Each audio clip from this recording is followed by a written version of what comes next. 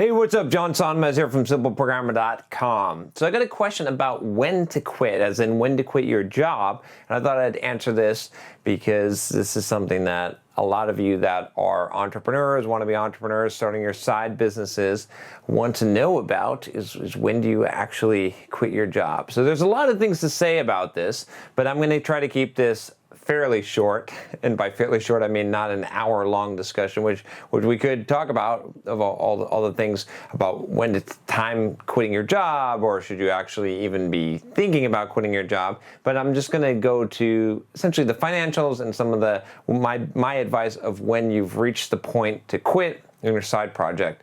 Tired of pushy recruiters sending you LinkedIn requests for jobs you have no interest in? Tired of blasting out resumes into the dark? If so, you should check out Hired.com. Hired.com flips job searching on its head by having top employers like Facebook come to you after you fill out one simple application. You also get your own job coach to help you on your next job search. If you haven't checked it out, I highly recommend you at least fill out the application. Just go to Hired.com/simpleprogrammer, and when you get hired with Hired, you'll get double the normal sign-on bonus for using that link.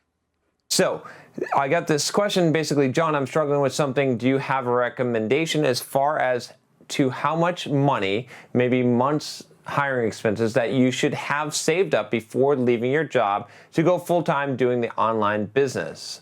I'm making nearly 3x more than my day job online, and the 40-plus hours are taking a toll on my online productivity lately.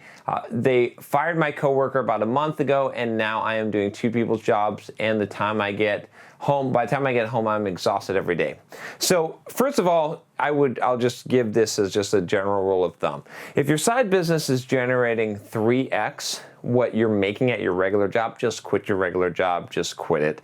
I made this mistake when I was making a lot more doing Pluralsight courses than I was at my regular job, like 2 to 3x, and I stuck around for too long. I eventually did quit that job, but I should have quit earlier because I would have made a lot of money faster, right? There's a few things to think about in regards to this. One is like, what's the worst that could happen? These are some questions you should always ask yourself when considering some of these big life decisions, especially ones that you're scared of, that you already know the answer to, right? You know what's obviously the right answer, or you have a very strong inclination, but you're still scared to do it, right? I was scared to quit my job, even though obviously I would be fine. Now I'd be scared to take a job.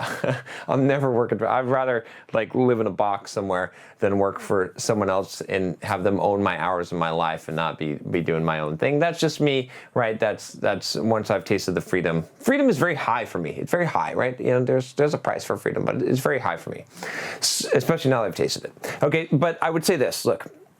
If you look at, or the questions, let's get to the questions, okay? So questions you should ask yourself. One, what's the worst that could happen? Okay, that's a good question. What's the worst that could happen in this case? So let's say you're making 3x your current income from your job. Well, if you're making 3x that, right, that means that like in 4 months, you'll have made a year's worth of pay at your regular job. So if you can do your side business for 4 months, even if it doesn't grow, you've bought yourself a year worth of time. You haven't lost anything. Like, that's pretty awesome, okay? So that's something to think about. The worst that could happen is that it only lasts a couple months, and then you have to go and find a real job again. But sure, you could do that, right? In a lot of cases, that's usually the worst that's going to happen is you're going to have to find another job again, which if you're doing so well, and it's probably not going to be a problem for you, okay? Especially if you're having to make this decision. So what's the worst that could happen? Next, what's the best that could happen? That's another good question to ask, because, I mean, heck, if you quit this job and you're running the side business, what could happen, right? If you have all these extra hours to work, all this extra time to work in your side business, could you really take this thing to the next level? Could you make it 10x what your regular income is? That could be awesome. Could you make millions? I mean, maybe, right? I mean, how's your growth? Next, I would ask, what's most likely to happen? Okay, so what do you think is really going to happen realistically? If you quit your job, if you have all these extra hours to devote to your side business, what is likely to happen? And then I would ask this question, this sort of mitigation question, is whatever's worst that could happen, how could you mitigate that and make it so that it's not that bad, right? What is the thing that you could do? These may sound a lot like Tim Ferriss questions because Tim Ferriss asks a lot of similar questions, but I like these questions, okay? So what's the way that you can mitigate it? So if you got your worst case scenario, how could you make it so that it's not so bad? What kind of things could you do? So in this particular case, maybe saving up enough money, maybe making it so that you've got some jobs lined up ahead of time, improving your skills, right? Maybe there's some things that you could do that could make the worst case scenario not so bad.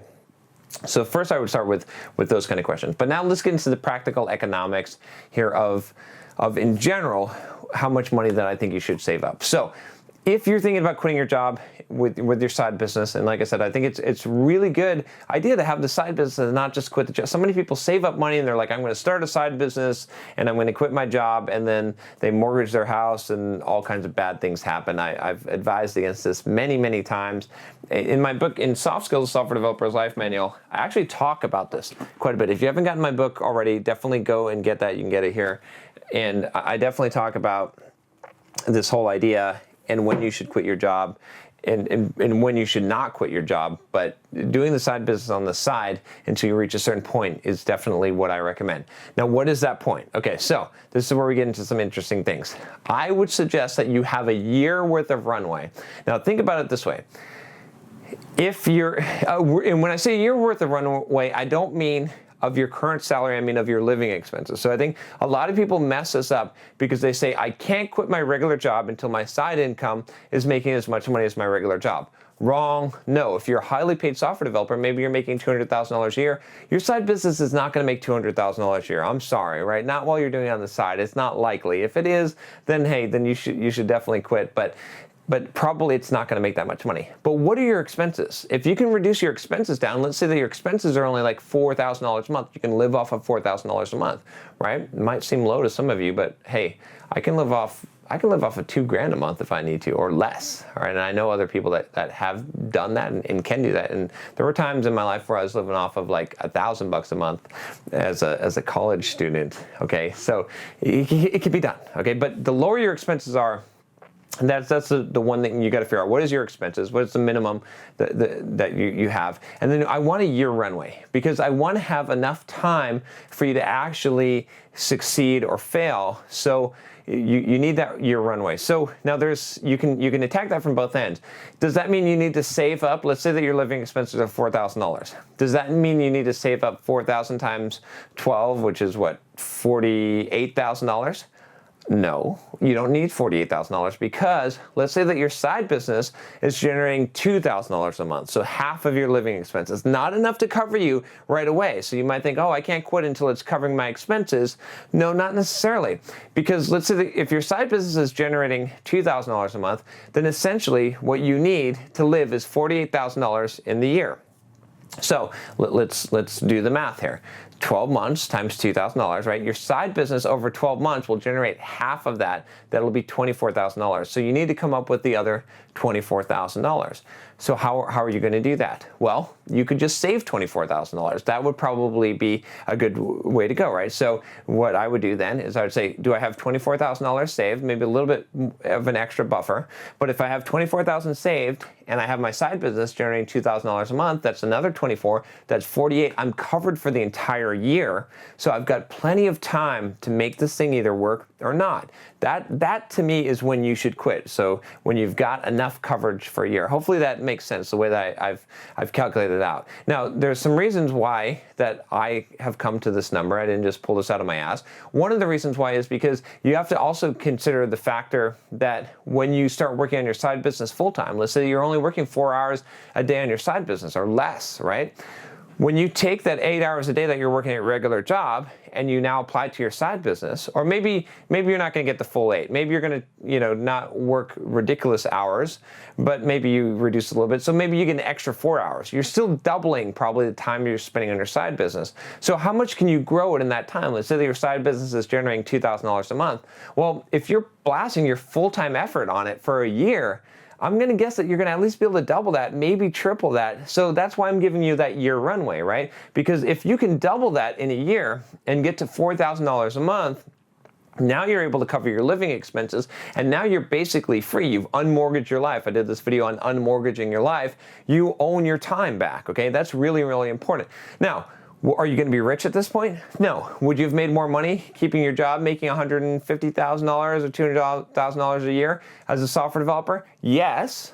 But in the long run, if we chart this out over 5 or 10 years, you're probably going to be better with your business, or at least you'll be more free, right? If it depends on what your values are. For me, freedom is very high, but you can reach that level of freedom. So many developers, I think, really confused. They think that they have to make as much money as they're making from their regular job, and that's not the case. It really, like, if you're waiting for that, you're going to wait too long, right? You're going to miss your shot. You should be investing in the business and realize that it's going to take time. But here's the thing, right? If your regular job, maybe the most that you're ever going to make is $150,000 or $200,000 a year.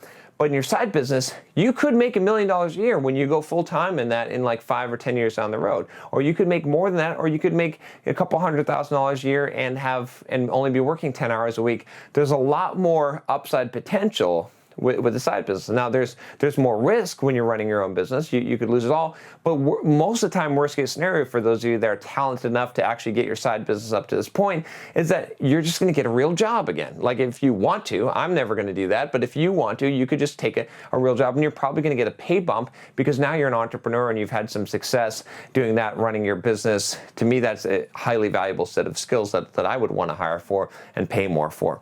So there you have it. That's my advice on it. I would err on the side of quitting sooner than later. I made the mistake, right? I think especially if you're having success in your business, but I would give myself 1 year worth of runway. And again, that doesn't mean 1 year of your salary saved in the bank.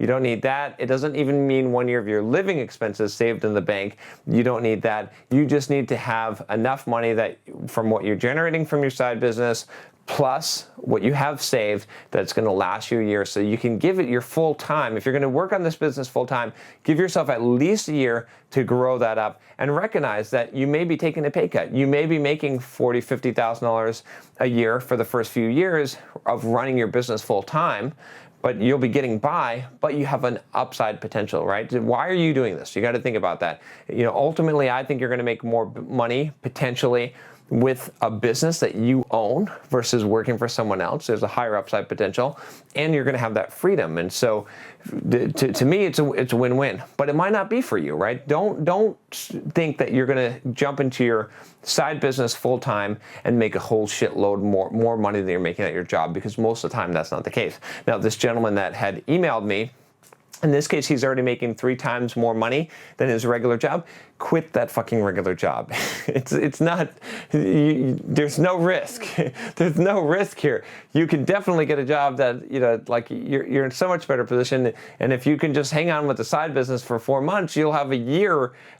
That's when you just immediately quit, right? If you're making that. I would say that if you want to know when you immediately quit, if you're making 2 times what you're making at your regular job, then yeah, you obviously don't need that regular job anymore. 3x, absolutely, you should have quit like, I don't know how long ago, but there you have it. That's my advice, and I'm sticking to it. All right, if you liked this video, if you liked what I said here, if you just want to see what kind of crazy shit that I'm going to put out on this channel, click that subscribe button below. If you want to get one of my beautiful, lovely Trust the Process t-shirts, you can click me, or there'll be something to click somewhere around here. I'll talk to you next time. Take care.